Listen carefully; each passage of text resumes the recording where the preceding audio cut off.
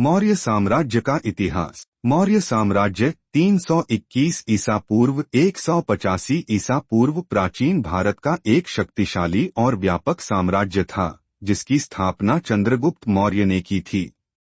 यह साम्राज्य भारत के सबसे बड़े और प्रभावशाली साम्राज्यों में से एक था, जिसने लगभग पूरे भारतीय उपमहाद्वीप को अपने अधीन कर लिया था। मौर्य साम्राज्य की स्थापना। चंद्रगुप्त मौर्य ने 321 ईसा पूर्व में नंद वंश के अंतिम शासक धनानंद को हराकर मौर्य साम्राज्य की नींव रखी।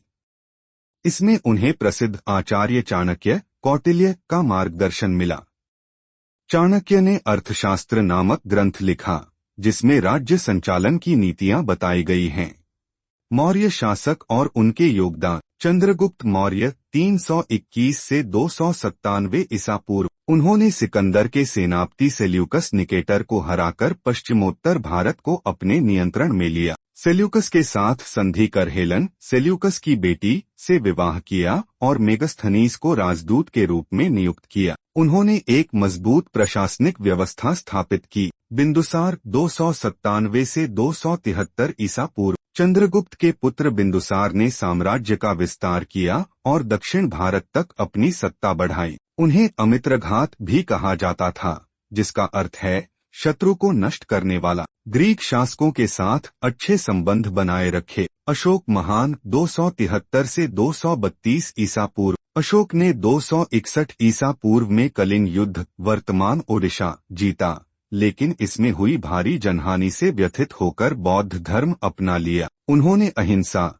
धर्म और दया की नीति अपनाई और बौद्ध धर्म के प्रचार के लिए अपने पुत्र महेंद्र और पुत्री संघमित्रा को श्रीलंका भेजा। उनके शासनकाल में अशोक के शिलालेख और स्तंभ बने, जिनमें प्रजा को नैतिक शिक्षा दी गई। उन्होंने धम्म नीति को बढ़ावा दिया और पूरे भारत में शांति एवं धार्मिक सहिष्णुता स्थापित की। मौर्य साम्राज्य का पतन। अशोक की मृत्यु के बाद कमजोर शासकों के कारण साम्राज्य धीरे धीरे कमजोर पड़ गया। अंतिम मौर्य शासक बृहद्रथ को उनके सेनापति पुष्यमित्र शुंग ने 185 ईसा पूर्व में मारकर शुंग वंश की स्थापना की। मौर्य साम्राज्य की विशेषताएं। केंद्रित प्रशासन। मौर्य शासकों ने एक संगठित प्रशासन प्रणाली विकसित की। अर्थव्यवस्था, कृषि, व्यापार और कर प्रणाली पर विशेष ध्यान दिया गया। बौद्ध धर्म का प्रचार। अशोक ने बौद्ध धर्म को एशिया के कई हिस्सों में फैलाया। संपर्क। विदेशी देशों से ग्रीक, फारसी और श्रीलंकाई राजाओं से मैत्री संबंध बनाए गए।